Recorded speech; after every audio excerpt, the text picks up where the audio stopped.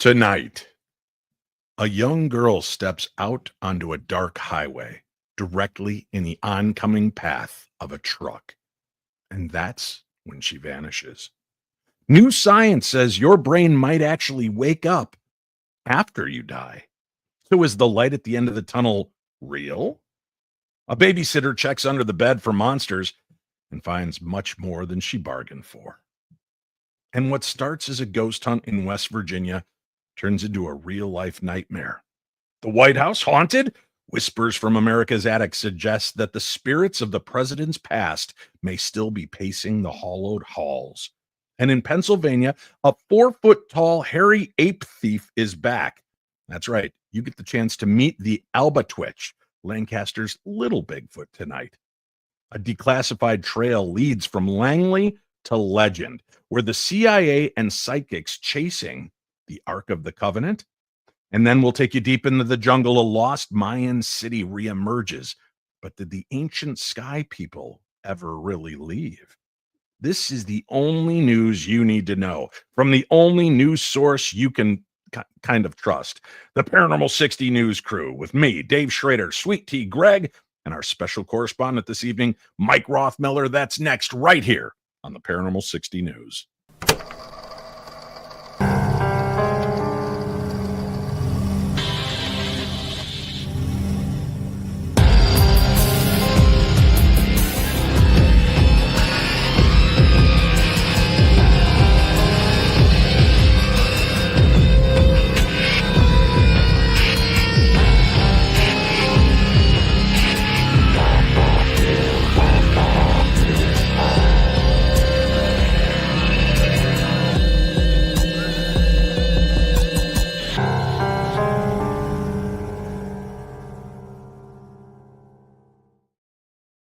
Good evening, my darklings, and thank you so much for joining me here this evening. I told you if you tuned in, you'd get the big news, and we've got some great news tonight breaking. You've heard of the new show, Paranormal Mysteries, that will be coming out this fall on Beacon TV, starring me, Dave Schrader, Shane Pittman, and medium Cindy Kaza. I know you're thinking, but boy, Dave, it's fun to watch you three work together on TV, but only if we could meet you and hang out in public and investigate with you. Well, we heard you, and we put together our first Paranormal Mysteries event featuring the cast of the Holzer Files at the Palmer House Hotel, Sauk Center, Minnesota, August 15th through the 17th. 2 nights of investigations, 2 full days of presentations, and a whole lot of fun. Tickets are on sale right now. Go to check it out at darknessevents.com. That's darknessevents.com. We are limiting this to the very first 60 people to sign up. You can either scan the QRC code if you're watching the show or watching the replay, or just go to darknessevents.com for more information on all of the great places I'm going to be this year. And a little bit later, I'll tell you about a place I'm going to be this weekend. So for those of you near the Newcastle, Pennsylvania area, and you keep asking, when am I going to come your way? This weekend, I will be out at Hillview Manor, so stay tuned. We'll talk about that in just a few moments. But first, let us begin. Ladies and gentlemen, the one, the only, the paranormal detective, Greg Lawson. Good evening, Greg. Hey, old buddy. How you doing? I'm doing well. How are you? I'm excited to be here. Can you hear me over the sound of the anacondas and giant mosquitoes behind you? Dude, it is crazy here. I have my, my audio dampening system kicked in, and it is good, especially out there in the marshes of wherever you are. It's a wah, wah, wah. So, listen, met with so many people last week, and they were excited to talk to me about whatever that loony thing was you were drinking last week. They want questions, and I don't have the answers. So the plunger on top of that faux coconut, It wasn't a faux coconut. No, it's a real coconut. And it's just wrapped in plastic. Yeah, wrapped in plastic. Yep. And what was the booze in like the dispenser? When you punch it, it pushes it down into the coconut? Sort of. Okay. I kind of punched a hole in it, and then I used a funnel and injected it with a turkey baster. This seems like a lot of work to get drunk. You know, I could have a baby. I could have a coconut baby. You could. You did last week. What are you drinking this week, Greg? Oh, man. So, one of the nicest men in the paranormal community. What was his name? John Tenney? Yeah. John Tenney. He gave me an entire bottle of Southern Comfort, which I have not drank since I was in high school. So we're cracking this baby open, and I'm going to puke probably at about 11:30. Oh, that's good. Nice. Well, at least you're setting a goal early for yourself. That's good. Got to have goals. Let's talk to the bartender for the paranormal, the one, the only Sweet Tea. Sweet Tea, good evening. Welcome to the show. Hello, good evening, boys. How are you? Good. What are you drinking this evening? Oh, I've got this unholy concoction that I came up with. Okay. It's got some vanilla vodka, some vanilla Tootsie Rolls marinated for a week, and some packets of A&W water enhancer. It's a beverage. It's a beverage. Is it good though? Not as good as last week's sloppy mess that you made? No, it might be better, but it's still it's sounds like grog or jail hooch. Yeah, you hit the nail on the head. Throw some Cheetos in there and stir. It would be perfect for jail hooch. I will have you know that listeners actually care about me. You know what they showed up with last week at the Palmer House for me? What's that? Aspirin? An unopened bottle of Screwball eggnog that they've kept refrigerated the whole time. And it was not lumpy. You can do that? Not 1 ounce of lump in it. It was thin and delicious. Well, you got there's alcohol in there, so that you should be able to keep for a while. You saw what I poured. It came out looking like Elmer's glue. It was not cottage cheese. Right. Yeah, a little bit of that too. And then I was given, they listen. I was given a full bottle of Screwball whiskey and a bag of bit of honey.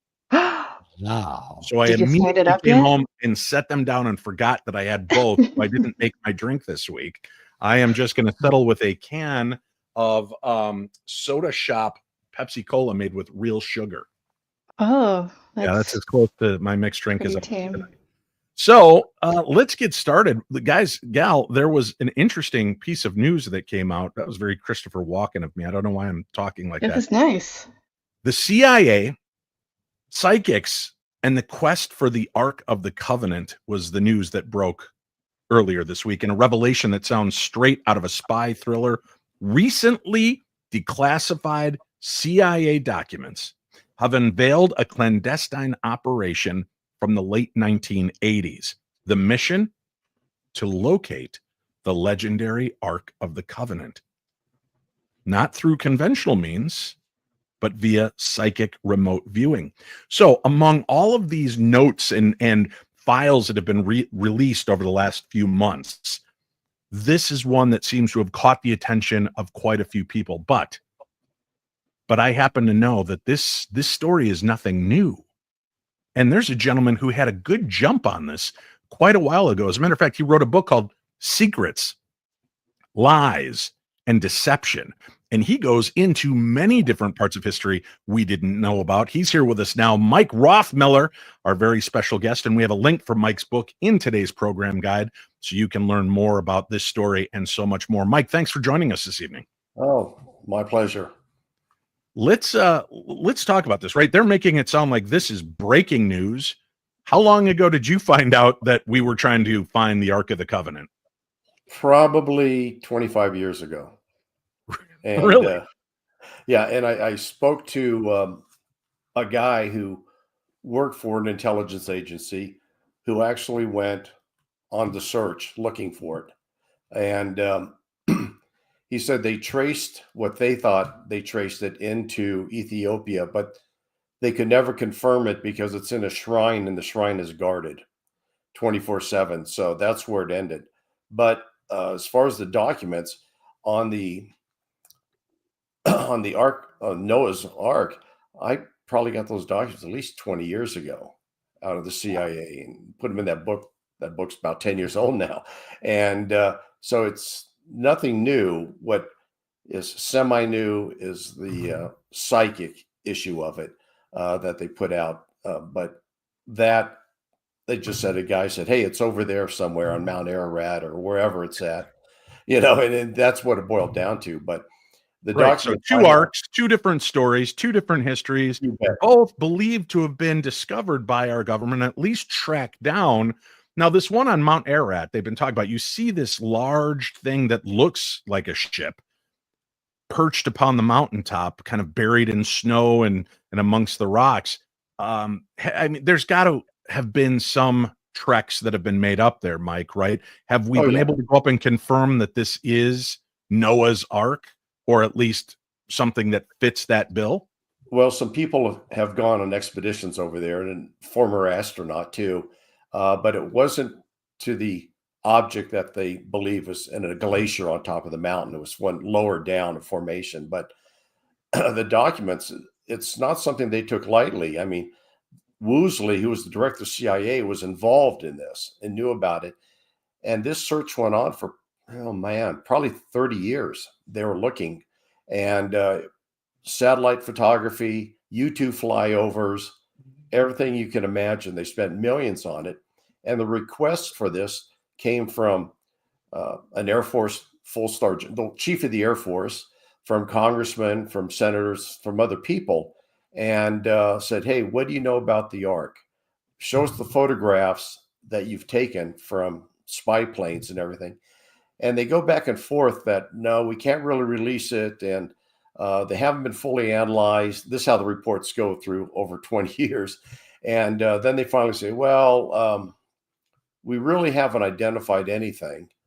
But in one report, they allude to it, said, we've identified an object, but we're not going to release what it is or who found it. So what does that mean? Either they found an old house, an old shack or something up there, or the Ark, so you just don't know, because they really weren't that clear on it when they're writing those reports. And well, Mike, now I know, like, according to the legend, that Adolf Hitler and his group, they were fascinated with holy religious artifacts. They really truly did want to find the spear of destiny, the nails from Christ's cross, pieces of Christ's cross.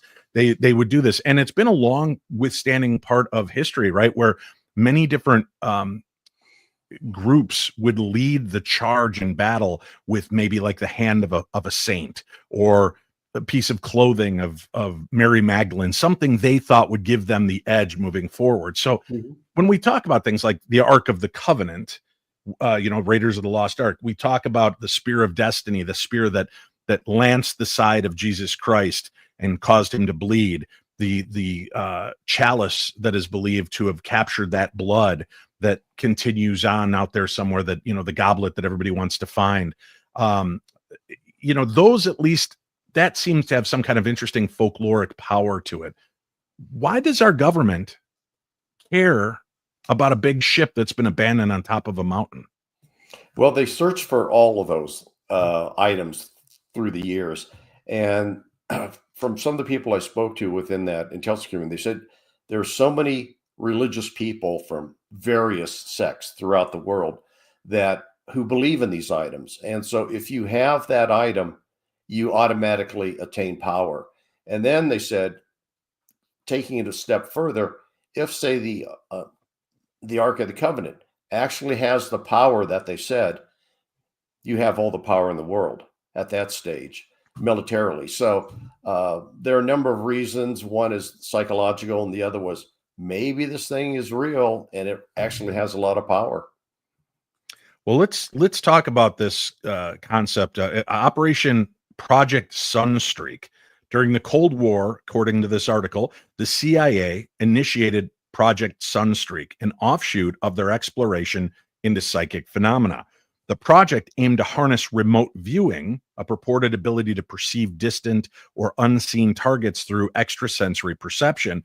And on December 5th of 1988, a remote viewer identified only as number 32 was tasked with the blind assignment to describe a specific target without any prior information. And unbeknownst to that viewer, the target was the Ark of the Covenant, the fabled box that carried the 10 Commandments and Moses' staff and many other, they believe, holy relics. And they believe that, there's been some talk that this was actually like a battery of some sort, perhaps even a radio that was used in the day.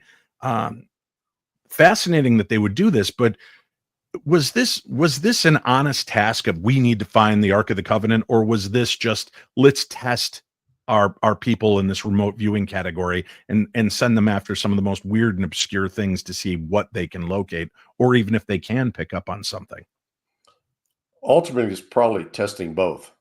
They wanted to test them, see if they're going to make something up, or can they really find something? Because some of those remote viewers were pretty accurate on some of the items that they saw, whether it was a satellite or something else on the ground. So while they were doing it, it was all top secret, and they probably said, "Well, we might as well have them give it a try." Finding that, and who knows what other relics, and see what they come up with. But as far as the remote viewers that I know about, they never really found it. It was more about kind of tapping into the sense. They said that they were on the trail for quite a while. That the disappearance after the Babylonian conquest of Jerusalem in 586 BCE left a void filled with speculation, from theories suggesting its presence in Ethiopia, as you brought up, to those proposing it lies hidden beneath the Temple Mount. And I know there are a few different churches around the world that claim to have it. As a matter of fact, there's only one priest, I believe it's one in Ethiopia, that's allowed to go behind the veil where they keep it. Obviously this is an interesting relic, but so many of these areas have been broken into, looted, and you would think something that commanded that kind of power in history would have been overturned by now, Mike. You would think so, but then it's a matter of where was it actually last seen, that so they can verify it to the best of their ability, and what happened after that. It's like so many relics from 2,000 or 3,000 years ago or longer. It's just pretty much just folklore at this stage as far as what happened to them, because nobody can prove anything. It would be nice if they could. It would be very interesting, and it would change the world, and it would change history. But to this date, it's just a matter of they launched a lot of searches, spent millions of dollars looking for just Noah's Ark, and from all the reports, they came up with nothing, or at least nothing they're going to tell us about. Do you think there's an aspect of this that is, we have found them, but they're crumbling, they're falling apart, you're not going to see it and suddenly hear the voice of God? Oh, there's not this power. It's nothing more than a relic we would have found in any thrift store. Do you think that has something to do with it? Let's keep the magic alive, the illusion of it, by not really revealing what these things are or what we found? Or do you think they really just have not fully uncovered what these mysteries are still? I think they probably haven't uncovered it and found any relics, because I think through time they would have certainly used that knowledge on some sort of propaganda worldwide, or who knows when they found it. If it was 50 years ago or 10 years ago, they certainly would use that information to let it leak out that they have found some ultimate power, especially like the Ark of the Covenant. So I just think they really haven't come across anything yet.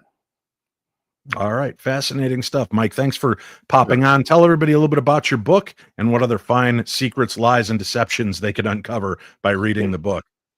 Okay. It took me over 20 years to put that book together. All the documents are in there. There's 85 true stories that the government didn't want you to know, like how many atom bombs they've lost, things like Hitler's bizarre sex life, Osama bin Laden. That's one of the most interesting ones, is that I have Bill Clinton's telephone transcripts talking about bin Laden about 3 years before 9/11, asking another prime minister to take him out because he knows the U.S. is going to get hit. Then there's some stuff, the JFK documents that just came out, have that LBJ's conversations, telephone call the day after Kennedy was killed. And basically they decided at that time, they didn't know what the Warren Commission was going to be, but they said, LBJ dictated, this is the outcome that you have to find. And they did that. And also having the documents where Lee Harvey Oswald was in fact working for the CIA for many, many years. And I've got the CIA documents in there. I'm going to have you on WCCO soon with my Paranormal 360, because I want to talk about some of these secrets and conspiracies, but I'm just curious. one of the new stories that seems to have come out due to this information that's been released is that there's footage or photographs of Oswald actually down in Dealey Plaza, not up in the book depository. What do you think of that? Well, I want to see it, first of all, but then you have to remember that when was that photograph or that film taken? Was it after the shooting? Because Oswald left the building. The other said he was in there and he left. So in all likelihood, he probably came out that door, and maybe there's an image of him. But when was the image taken? That's going to tell the whole story. But yeah, the big thing I'm waiting to come out, because I spoke with one of the doctors that was in the ER when they brought in Kennedy, and it's already pretty much proven. I proved it in my last book. It just came out on JFK, but this was a shot entrance wound. It wasn't a trach. He said they never cut a trach in there. And so that being an entrance wound, that means has to be two shooters and somebody shooting from the front. How about the claim that it's the driver? There's footage that appears to show the driver lean back, and then you see Kennedy's head snap. What do you make of that? Shenanigans? Poor timing? Yeah. No, I think it's just poor timing. He just happened to look around, and because that you would have that on film from somebody, and you have 1,000 witnesses out there that would have seen something like that, and then you'd have to have a conspiracy of everybody involved. And I came from working police intelligence. I know the mafia, they do conspiracies, but the more people know, the more it leaks out. Right. Yeah. So what is it? They say the best way to keep a secret between two people is kill one of them. Yeah, that's right. One has to be dead. Yeah. Yeah. Mike, thank you so much for stopping in tonight and giving us a little insights on this. And we do have a link for Mike's book on today's program guide. Pick it up, read for yourself, educate yourself, enlighten yourself, and remember to rate and review the book as well. Thanks again, Mike. Thanks. Take care. Take care. Very cool, fascinating stuff, guys. What do you make of this stuff when you hear about it, Greg? The Ark of the Covenant, we've been after it, the Noah's Ark, these, the Holy Grail, the Spear of Destiny. Do you think that there's really something to us going after that, or was it just propaganda? No, I really think there is. I think that those, I believe that those objects existed.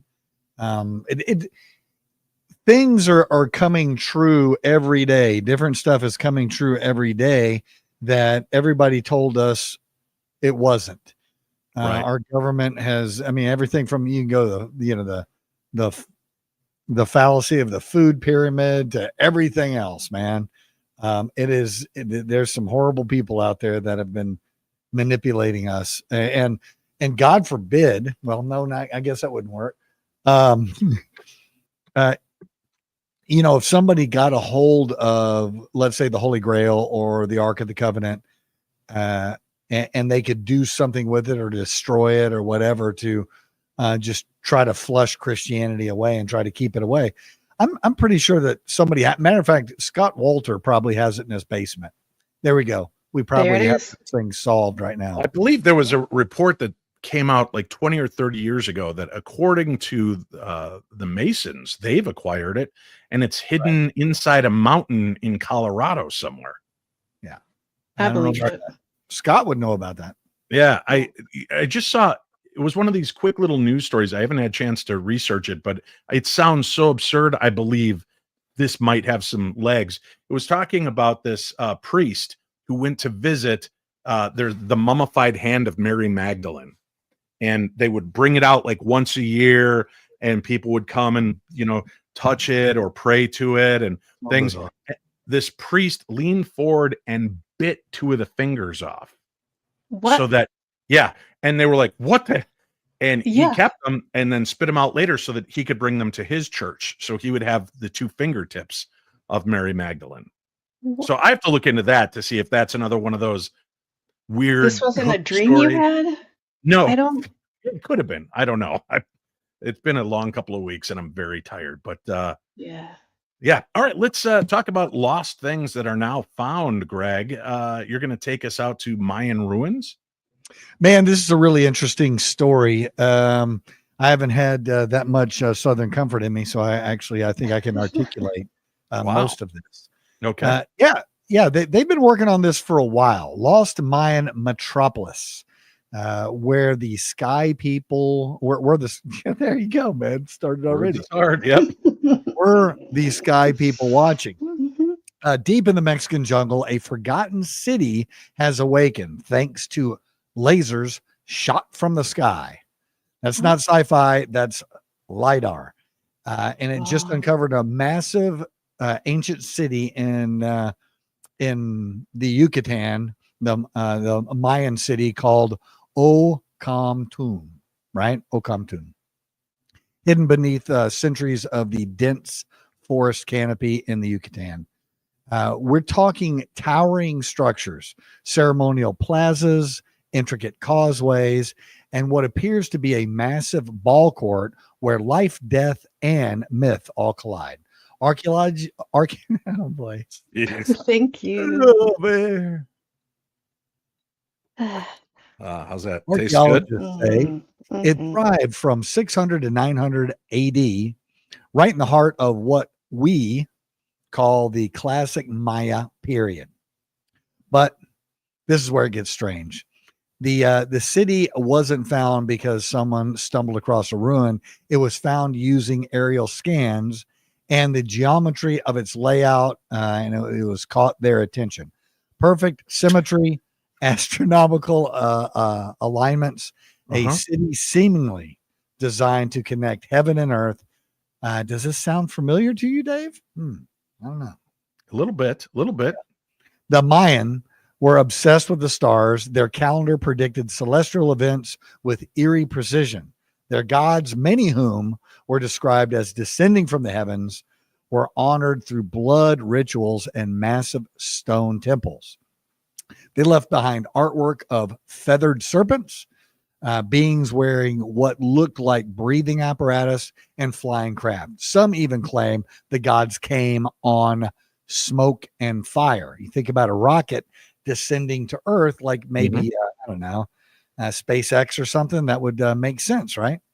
So I don't think SpaceX was around back then, though. I mean, time travel, dimensional. So when we find a completely unknown city, one this advanced, hidden in the jungle for over 1,000 years, it begs the question: was Ocamtun another portal point for the sky people, or what wonders will be unearthed with the continuing expedition? Back to you, Dave. Wow. You sounded like you were bored by this story. Uh-huh. Sorry. Could it be something people I'm are bored with my inability to read is what I'm bored with. Oh, buddy. Hey, you're doing great. Thanks, bud. Hooked on Phonics works. You just keep Makes trying, sense to me. slugger. All right, Sweet Tea. Oh, hi. Yeah, it's time for you to tell us a story. Okay, hey. Yeah. No, I'll just read it. Turns out we all had the same mom. All right, Darklings, buckle up for this one because science just dropped a twist that sounds like the setup to a sci-fi origin story. Or maybe just a cosmic reminder that we're all one big weird family. According to a recent genetic study, all modern humans can trace their maternal lineage back to a single woman who lived around 200,000 years ago in what's now northern Botswana. Yep, you heard that right. One woman, one region, and brace yourself, she's literally all of our great times a few thousand grandmother. Could you imagine if I lived in that same time era with the most fertile woman on the planet? The one Oh my woman God. all come This from? planet we would have no room between people if that was the case. It would be too much. We already do. And that's not even half of it being Schrader's yet. I know, but it'd be worse. Scientists use mitochondrial DNA. That's the genetic stuff passed down only from your mom. That's right, your mom. To track back through the maternal line of over 1,000 200 people from across Africa, and every line led to the same place, a lush, life-giving wetland south of the Zambezi River, now mostly dried up, but once a thriving cradle for early humans. They're calling her Mitochondrial Eve, not the biblical Eve, mind you, but the scientific one. She wasn't the only woman alive at the time, but she's the one whose maternal line didn't fizzle out. And through her children and their children, and so on, here we are. Think about that next time you're cursing at traffic. The guy honking next to you? Yeah, he's your 200,000th cousin. I'm not, but of course. Did you dislocate the uvula? How did I did. It hurt a little bit, and I'm trying to recover. But of course, not everyone in the scientific world is sold on the neatness of it all. Some argue that focusing just on maternal DNA oversimplifies things. There are other humans walking around in other parts of Africa too, like Ethiopia and Morocco. So the full story may be messier, maybe even more amazing. Still, it's kind of humbling, isn't it?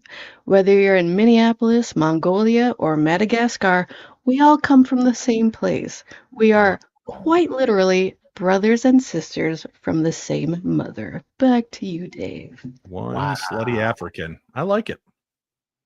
Isn't this theory been around? Hasn't this theory been around for decades that we all come from one woman? It is in Africa. I've never heard that before. Yeah. Oh.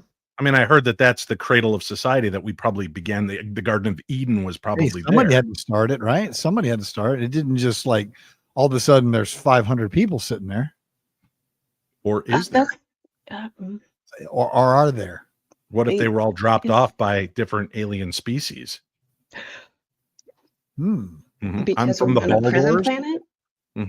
I'm just saying, yeah, we are the Australia of the universe. We Yeah. are the prison planet. They just send all their schmucks right here, and we We're populate. the ne'er-do-wells of the universe. Speaking of ne'er-do-wells, let's talk about the White House, shall we? Is it haunted? Yes. Next question. Politics might scare the hell out of some of you, but the real chills might actually be coming from something else inside the White House. No, not what you think. We're not talking about policy decisions either. We're talking about ghosts. Wow. That's right. Yeah. Let's start with the big one. There is Abraham Lincoln, as he liked to be called, the big one. I have that in his diary that I've read. Old Honest Abe has been spotted more times in the White House than some living presidents. Seriously, over the years, people have reported seeing him pacing the halls, staring out of windows, even knocking on doors. And we're not talking about just random tourists either. Queen Wilhelmina of the Netherlands said she opened her bedroom door during a 1942 visit and saw Lincoln standing there in his top hat. She fainted. How about Winston Churchill? Supposedly came face to face with Lincoln after stepping out of the bath naked. He looked at the ghost and casually said, "Good evening, Mr. President. You seem to have me at a disadvantage." Good for him. Greg, Winston Churchill is a delight. Don't you fake laugh. Love that guy. Yeah. How about Grace Coolidge, wife of President Calvin Coolidge? She also saw Lincoln staring out a window in the yellow Oval Room, and he appeared to be deep in thought. But Lincoln's ghost is not alone. As a matter of fact, the ghost of Abigail Adams has been seen floating through the East Room with her arms out like she's still doing laundry. Staff have even claimed to smell soap and wet clothes when she's around. Then there's Andrew Jackson, still reportedly swearing and stomping around his old bedroom. The Rose Room. Mary Todd Lincoln said she heard him, and on several staff have actually backed up that account over the last 50 years. Could we not have actual photos that, like we did with Lincoln, of all these other ghosts? No, they were there was not good cameras. Probably need to get some photos. Showed up. Yeah. Especially because, Churchill was naked. And he still managed to get a good shot. How about David Burns? No, not the lead singer of the Talking Heads. The guy who originally owned the land of the White House. People have heard him saying, "I'm Mr. Burns." Wow. Walking around telling people, I'm Mr. Burns. It's not someone doing like a Simpsons reference No. because okay. Excellent. Pretty sure. Even recent residents have felt chills. Jenna Bush Hager, daughter of George W. Bush, swears that she and her sister heard old-timey piano music coming from their fireplace. Not a Bluetooth speaker glitch, not a neighbor, just eerie 1920s style music. And they actually talked about it on the morning show, whatever it is, today's show, tomorrow's show, yesterday's show. And Jenna and Barbara Bush were talking about it. And one of the butlers that worked at the White House would tell them, oh, yes, we're well aware of it. You're fine. You're safe. So they just learned to live with the sound of the music coming from the fireplace. Now get this. Check this out. Jenna Bush Hager's husband apparently went on a casual ghost hunt in the White House after a few drinks. And that's a date night we could all kind of respect, right? He's just roaming about, kicking up ghosts. Significant other's house instead of Why all this ghostly activity at the White House? Well, again, some folks say it's the emotional energy that's been left behind, decisions made in times of war, death, upheaval. Others think these spirits are sticking around to keep an eye on things. Honestly, if I were Lincoln, I'd probably hang around too, just to see how the rest of the show goes. He hasn't had great luck with that stuff, but I think it's, the White House being haunted, that everybody always says, what's the one place you wish you could get into? The White House, far and away, is the one place I would love to investigate. Could you imagine just having the White House to yourself for like a weekend? Yes. And I've got to guess, if they've been running recorders and there's cameras, I bet they have weird footage and audio. Oh, I never thought about that. They totally do. Are you kidding me? What if like that 13 minutes of missing tape from Nixon is because Wally's talking about we're going to go out there and blow up the Japs. All of a sudden you hear Abraham Lincoln. He's like, oh, we don't call him that anymore, Richard. What if it's like Lincoln just keeps, his ghost keeps Baba Booey every time. I could be wrong. That sounds like him. Yeah, it does. Right. That totally sounds like him. Yeah. Listen, some more big news. Big news. I don't know if you guys have heard about this. The Outer Edge, Step into the Unknown, a brand new program I'm a part of. I just got a chance this last weekend at the Palmer House Hotel with 30 of my closest friends. As we were there for the weekend to investigate, we got to show the first half of the documentary, and great results. People really loved it. So for you, my darklings, I would like to share this. It's about a 1.3-second trailer for The Outer Edge. Before you ask, where's it going to air? How can I watch it? We've just completed it. It is now going to be shopped out to networks, streaming services. So I hope to have a home for it by this fall and get you a chance to watch it. This is the documentary meant as a backdoor pilot. This is a quick look. In a world shrouded in mystery, there are those that dare to venture into the unknown. But what drives these individuals to dedicate their lives to investigate the unexplained? My name is Dave Schrader, and for decades, I've traveled the globe investigating the bizarre realms of the paranormal. It appears to have been a close encounter of the second kind. From UFOs to ghosts to cryptids and all things paranormal. Join me as I uncover the stories of those who shed light on the mysteries that captivate us all. This is the search for something greater, and for me, it's only just the beginning. We still don't understand what happened here. The ultimate mystery. Welcome to The Outer Edge.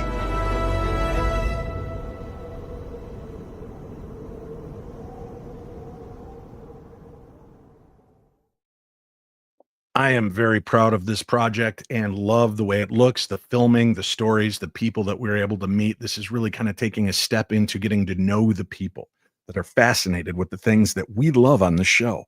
Finding out who gave up what in order to chase these dreams, to try to understand the mysteries of the universe and beyond. And we've got a lot of great guests that are part of the first one. Dalen Spratt, Scott Walter, the forensic geologist from America Unearthed. Echo Bodine is a part of this. And there are some other secrets I don't want to spill quite yet, but it was so much fun to get a chance to watch it with the crowd and hear them, and they seem to like that there was humor left in the show. There's some heart left in the show. So I'm really excited about it. I will be letting you know as we release more clips. And if you'd like more information, you can follow Outer Edge, right? Isn't that Outer Edge? My brain went to the fray there. Follow Outer Edge on Facebook or on Instagram, and you'll keep up to date. They're going to be putting up some clips. They'll even be putting up some of the cutouts that won't make the final show, but are really cool pieces. So keep checking and go follow on Facebook and on Instagram for all of those updates. Greg. Hey, buddy. I'd like to talk to you next about your next story. But first, I think what might be better is, what if we just took a very short break? It'd probably be better. Yeah, we'll do that. We'll come right back. We've got more news to share. Greg, the paranormal detective Lawson, is up next on the Paranormal 60 News. Oh, are you reading me? Come in. Hello? Greetings from the Shadow, and welcome to ShadowZine. My name is Jeff Belanger. I'm an author, podcaster, and explorer of the unexplained. For 30 years, I've been investigating the paranormal, UFOs, monsters, and things that bump in the night. Lately, you may have noticed how major TV networks and even social media networks have been pushing our favorite subject back into the shadows. I say good. That's why I launched ShadowZine, a monthly underground publication that covers your favorite topics in depth by some of the leading writers and researchers out there. If you're looking for 30-second TikTok clips, go somewhere else. If you're ready for a deeper dive, put down your phone and pick up ShadowZine. You can't find it in stores. This is old school print. Head to shadowzine.com and be part of the underground revolution. That's shadowzine.com, and I'll see you in the shadow. In the brand new volume of ShadowZine, I think number 3 is out now, and it includes the paranormal side of Mark Twain. Varla Ventura is the guest author in the new issue, and check it out. It's a great story, fascinating. There's a link again for ShadowZine on today's program guide. We love Varla. I love that you bring this story to us, Greg, because again, being former law enforcement, former military, this story is the kind of story that puts terror in everybody's hearts, especially parents. And I don't know how I would respond to this one. So I'm interested to get your take on this once you've shared with us. So please go ahead. What's this story about? Pretty crazy. And I really like the way that Sweet Tea started hers off. So, Kansas babysitter checks for monsters, finds a real one. All right, Darklings, you like that? Huh? Oh, look at you. Mm-hmm. Yeah, this one is straight out of a horror movie, except it's horrifyingly real. So picture this, you're babysitting, the kids are tucked in, lights are dimmed, and then one of them hits you with the classic line, "Could you check under the bed for monsters?" You smile, you laugh a little, because of course there's no monsters under the bed. Right, Dave? Wrong.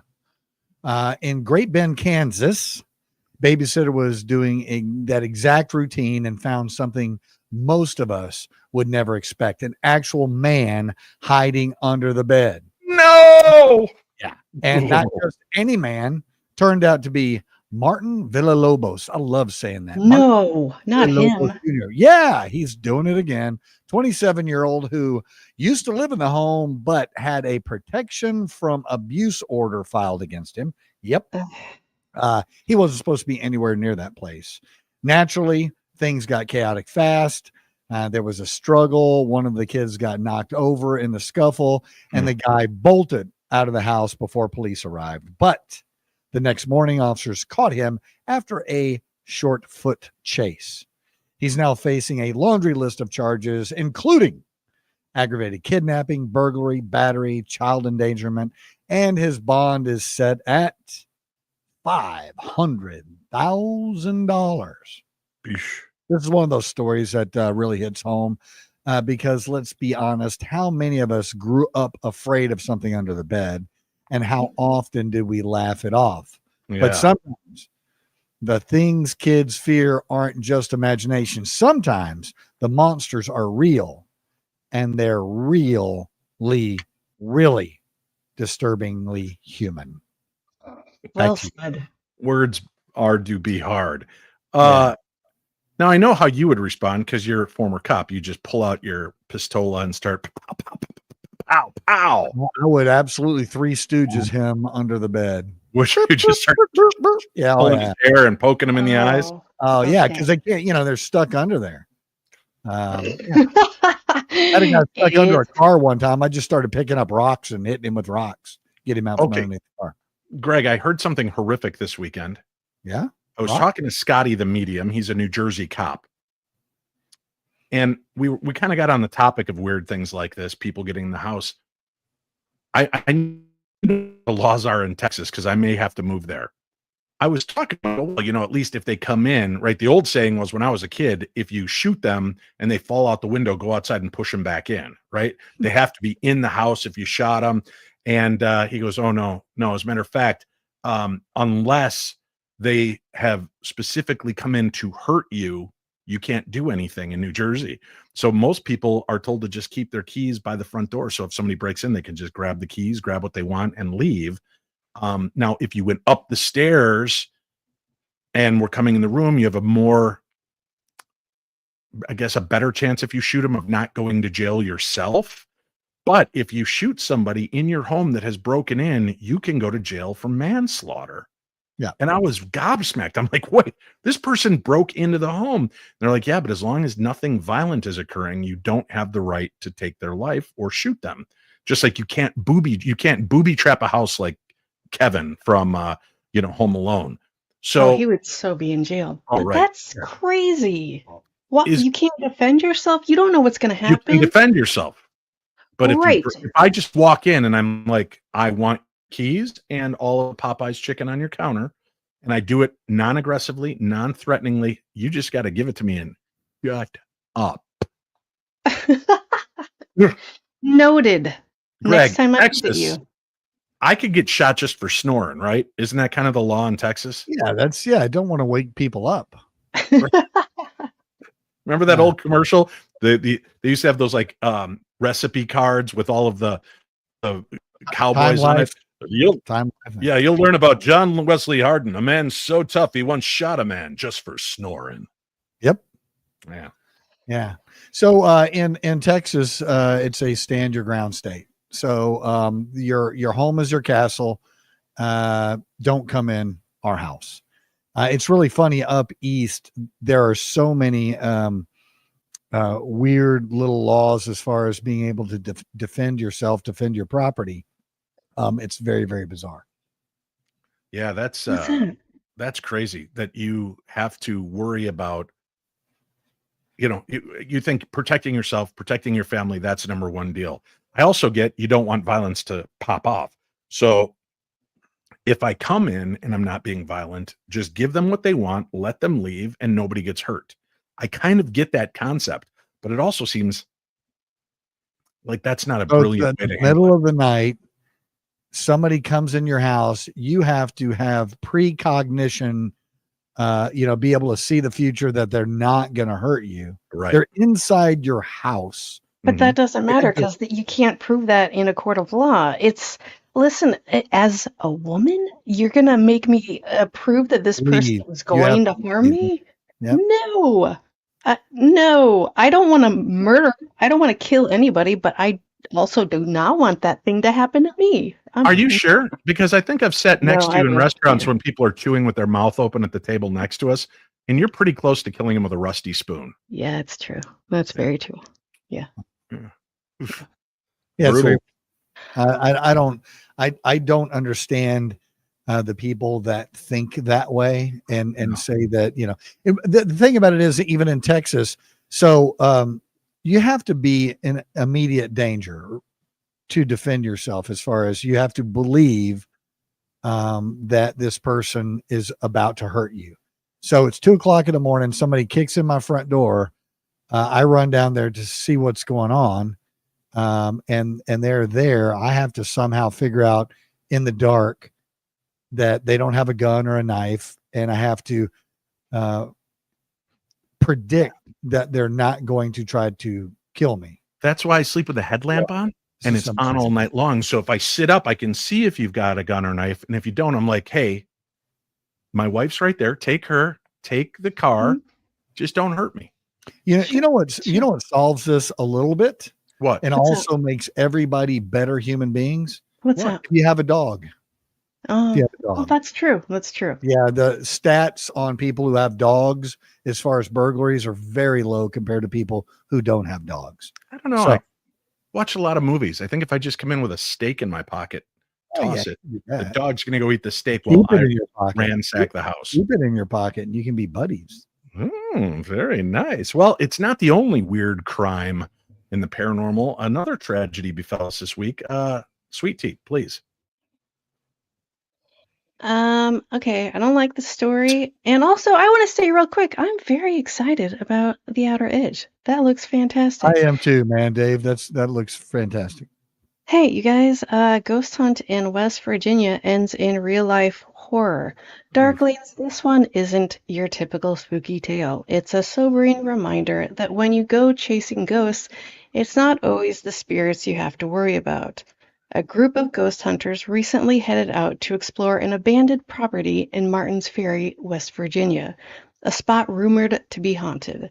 But what started as a thrill-seeking night turned into something tragically real. Gunfire erupted, and multiple juveniles were caught in the crossfire. One life was lost, all in the name of a ghost hunt gone horribly wrong. Authorities say the group was exploring late at night when someone opened fire with a 6.5 Creedmoor rifle, a high-powered round that not exactly known for subtlety. Details are still unfolding, but here's the hard truth, folks. The most dangerous thing about ghost hunting is rarely the ghost. It's the location themselves. Abandoned, decaying, structurally unsound, and sometimes it's the people who might already be there. Squatters, criminals, or just someone who doesn't take kindly to trespassers. Those are the threats that can hurt you in a heartbeat. This isn't the first time we've heard of a haunted hunt ending in violence, but this one hits hard. It's a chilling wake-up call for all the amateur investigators and thrill seekers out there. Want to chase shadows? Respect the space. Get permission. Bring a team. Stay alert, because sometimes it's not the dead you have to fear, it's the living. And usually it is mostly the living. Back to you, Dave. Yeah, those are tragic. I've told people when putting together a team, maybe we all seem to know a cop. Reach out to a local police officer, a friend. You do. His name is Greg Lawson, now former police. But, you know, a lot of police are into the paranormal as well. And if you tell them about a location that you'd like to check, an old abandoned building, sometimes they will come with you and escort you through the investigation. It's always best to go during the daylight hours so that you can fully see if there are holes in the floor, exposed wiring, asbestos, black mold, other things that can be equally devastating and damaging. But a lot of these places do turn into flop houses at night. And if you go in there, don't bring a weapon, don't bring guns, because those can get taken away and turned on you pretty quick. But you really have to know where you're at. You should be there in a group. Don't go just one or two of you. And if you have a friend that's a cop that will assist you and maybe even get permission for you to go into these locations, so much the better. I know it's so fun for your YouTube channel to just sneak into these locations, but it shouldn't be at the cost of your life. So please be careful. That one really worries me. I know a lot of people out there are doing the urban exploration and just sneaking in and out of joints, and you just don't know. Yeah. It's always abandoned buildings that have the work I had to do on my house just to move in, and that was nothing. You go to an abandoned house, it's been sitting there rotting forever. And that's not even talking about the people why are you trusting this place to have people that are not ne'er-do-wells? What are you talking about? Well, and let's face it, we talk about paranormal unity. There's not a whole lot of that in our field. We got a lot of drama and jackasses, to be honest with you. And you might not even be up against drug addicts and criminals. You just may be up against a couple of other paranormal investigators that are a little territorial. Wow. So really, you have to be careful. Well, Greg, you know I'm telling the truth. You know that there are people like that they make these weird claims on properties. And I'll tell you what's really kind of shocking is I bet more and more of the haunted locations right now, the owners seem to be going cuckoo, right? I'm hearing it daily. People are like standing up and saying, do not go to this place, do not go to this place. And many people are coming forward with these horror stories of the owners and the people running them that are either A, they know for a fact manipulating and lying about the experiences that are happening there to just get money, or B, they're pumping prices way through the roof and creating false narratives to make it seem more appealing. But some of these new owners or old owners are kind of going off the deep end. So you really have to be careful, very careful. Very true. I know. Very true. I've run into that a little bit. And Jason Hawes and Grant Wilson talked about a case. It was an elderly woman who was dealing with something, and they went there to investigate, and she let him in and even made him like cookies or something. And then at one point she like left the room and then came back in brandishing a weapon and wanted to know who they were and why they were in her house. Yikes. So you got to be really cautious, even sometimes of the people calling you in, right? Very strange. This is another one of those nightmare fuel. Good luck with this, folks. And I like that I'm keeping it near the end of the show. So this is something you can marinate on tonight. Picture this. It's the early hours of a Wednesday morning on Mexico's Highway 57 near Castanos. I believe that's how you say it. Axel Gabriel Rizzo Trejo is behind the wheel of his Kenworth semi, hauling a hefty load of 500 butchered pigs from Sabrina's to a meatpacking plant in San Luis Potosi. The road is dark, the night still, and then bam, a ghostly figure of a girl appears, floating right in his path. Axel swerves to avoid her, loses control, and the truck tips over at kilometer 170. That's the mile marker. When rescue teams arrive, they find Axel trapped in the cab, shaken and injured. He was in shock, reportedly insisting that he veered off the road to avoid hitting a spectral girl who suddenly appeared and was hovering on the road, or hoovering, however you feel the need to hear it. Now, skeptics, I know you're going to chalk this up to fatigue, a tired driver nodding off during the long drive and maybe dreaming up this apparition. But authorities did note that exhaustion could have played a role, leading to Axel possibly hallucinating the ghost figure. But here's where it gets creepier. Highway 57 has a big reputation. It's been the scene of numerous accidents, and some locals whisper about it being haunted. There are tales of drivers encountering mysterious figures on the road, only for them to vanish without a trace. So what do you think? Was Axel's encounter a mere trick of an exhausted mind, or did he genuinely come face to face with one of Highway 57's restless spirits? Either way, it's a chilling reminder to stay alert on those long, lonely drives. And boy, I'll tell you, you do have to be really cautious. Have you guys heard of micro napping? Tell us about it. It sounds like a joke. I'm not joking. I used to host Coast to Coast AM. Sometimes I do my radio show for 3 hours from 9 o'clock till midnight, and then I would take over Coast to Coast midnight till 4 a.m. And then I would drive home at 5 o'clock, an hour and a half back, and I would be exhausted. And I would have my hand on the wheel, eyes wide open, and all of a sudden I kind of jerk the wheel and feel like I woke up, but my eyes never closed. I never fell asleep. What happens is sometimes you get so exhausted that you do these things called micro naps where your brain literally just turns itself off. Eyes open, you're in the middle of doing something, and you're done. They talk about drunk driving being such a high risk for car accidents. Drowsy driving is even worse.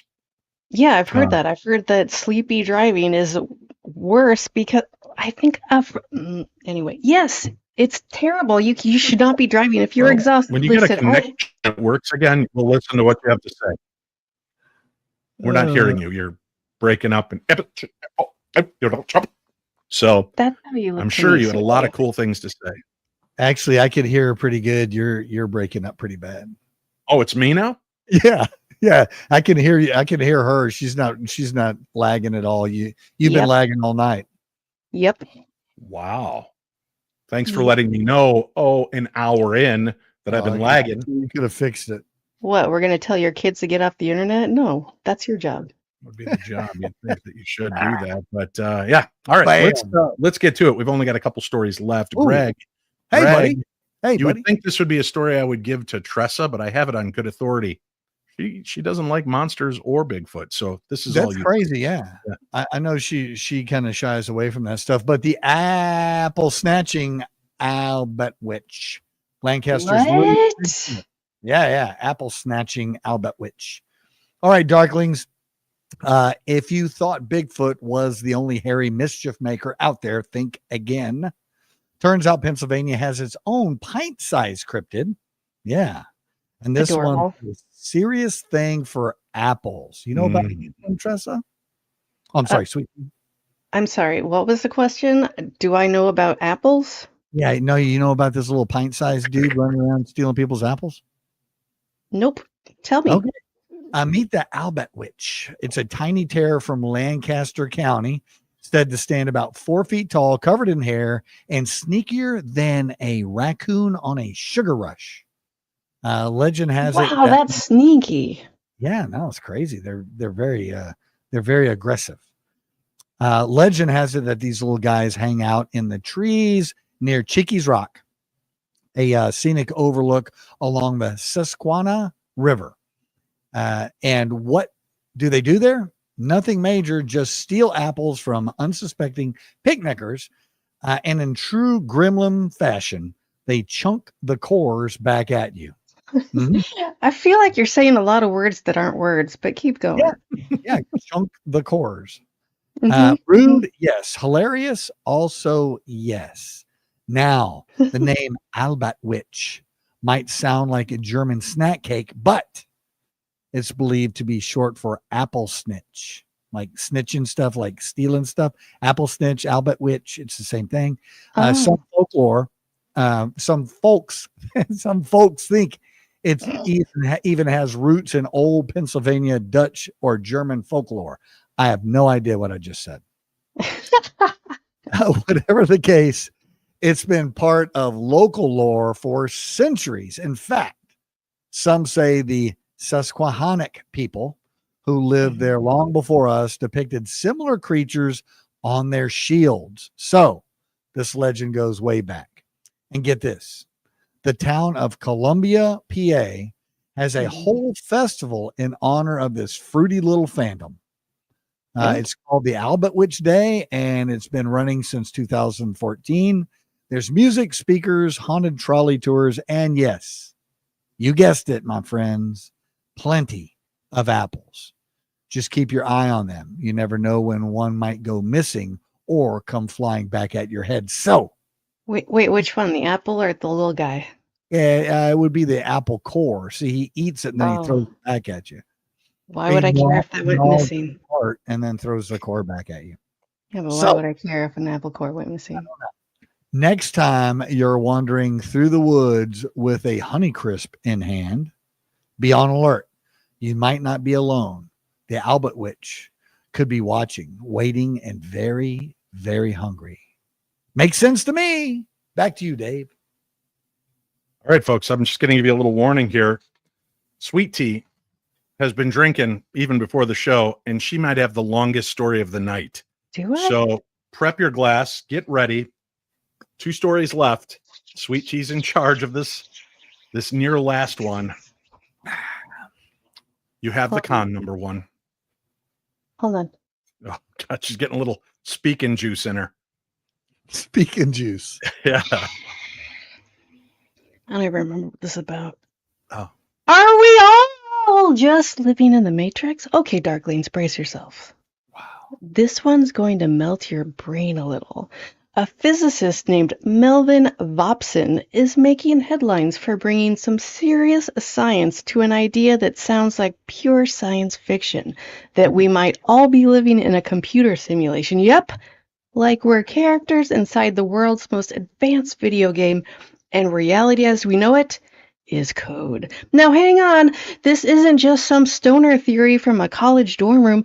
This idea has actually been kicked around by some serious thinkers, including tech moguls like including tech moguls like Elon Musk, who said that the odds we're not living in a simulation are 1 in billions. So what's the latest twist? Dr. Vopson thinks that information, the stuff that makes up all our thoughts, actions, and even physical matter, might actually have mass. In other words, he's asking, what if information itself is the fundamental building block of the universe? Not atoms, not energy, but bits of data.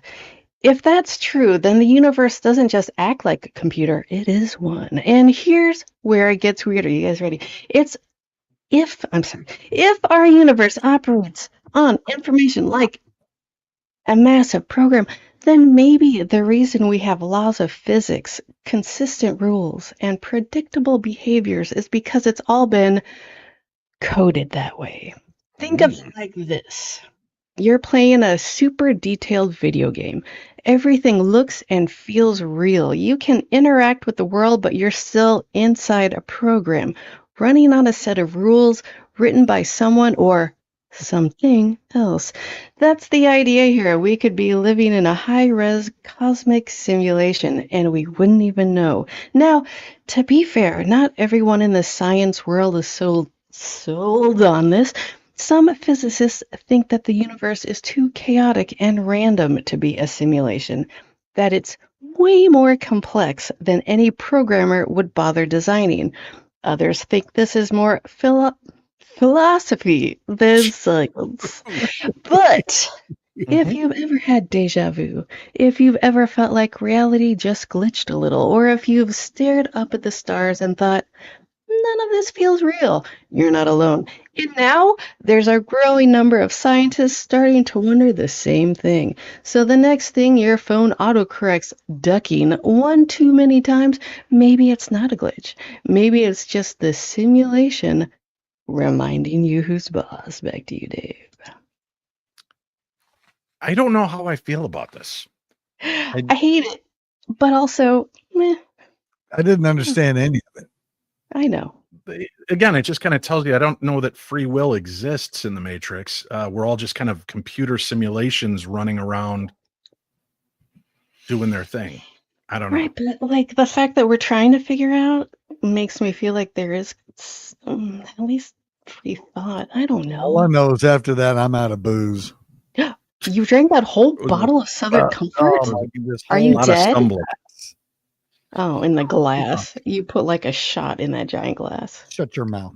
All right, let's go. We've got our final story, and this kind of lends itself into this matrixing concept because you start realizing we don't have any concept of what death is yet, right? Maybe that's why they call it medical practice. We haven't got it right. I don't know. That's just me thinking out loud. Let's jump into this story. Gather around, my little friends, because science might have just peeked behind the veil and uncovered something revolutionary. You've heard the stories, bright lights, out-of-body experiences, light flashing before your eyes, but now neuroscientists are saying, hey, we've got data on that. Recently, doctors were monitoring an 87-year-old patient who sadly passed during the study, but not before they recorded something wild.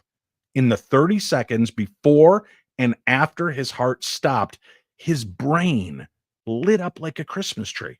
Specifically, researchers noticed bursts of gamma brainwaves, the kind associated with high-level cognitive functions like dreaming, memory recall, and even moments of deep meditation. So what's that mean? Well, it could explain those life review moments people report when they come back from the brink. Your brain might literally be flipping through the scrapbook of your life one last time. Now, here's where I think it gets a little bit more intriguing.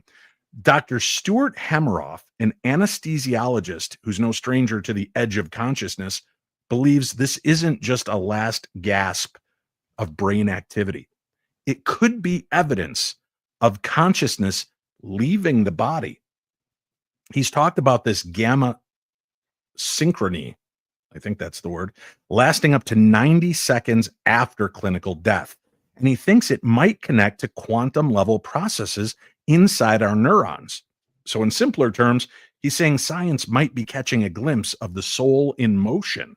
Of course, skeptics say it's just the brain's way of fading out gracefully, like the lights flickering before the power goes on. But these findings are part of a growing body of research that suggests something more, something mysterious that may be actually going on. So the next time someone tells you those near-death visions are just hallucinations, you can smile and say, maybe, or maybe you should just shut the hell up. That part. Yeah.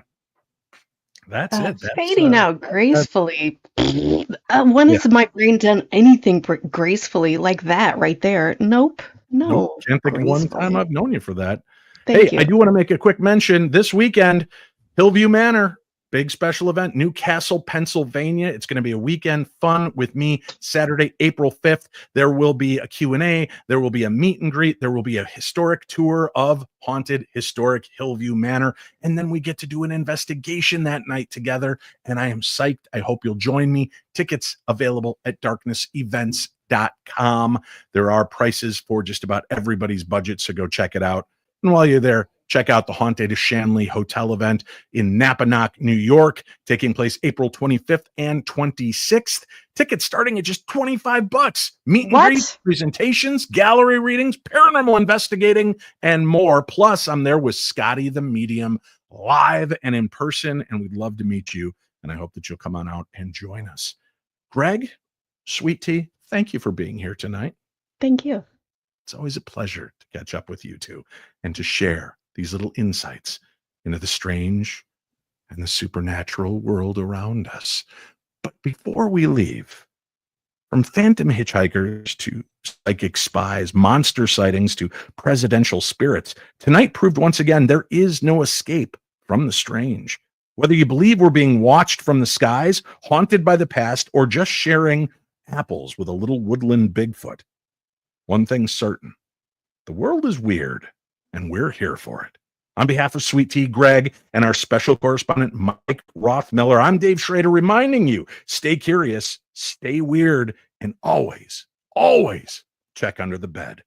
We'll see you again next week. Same bat time, same bat channel, right here on the Paranormal 60 News.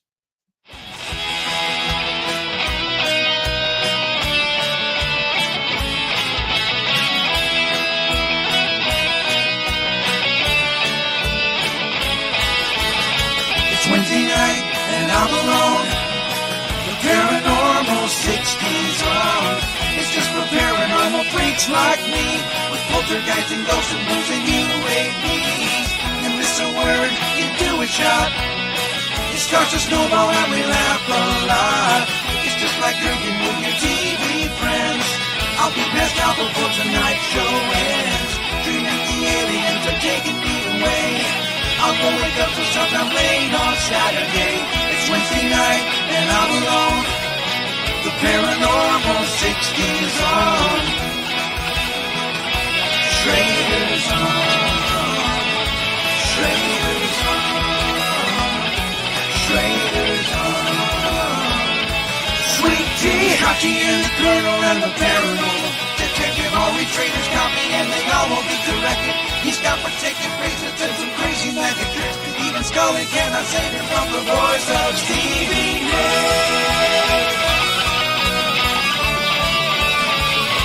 Schrader's on. Schrader's on.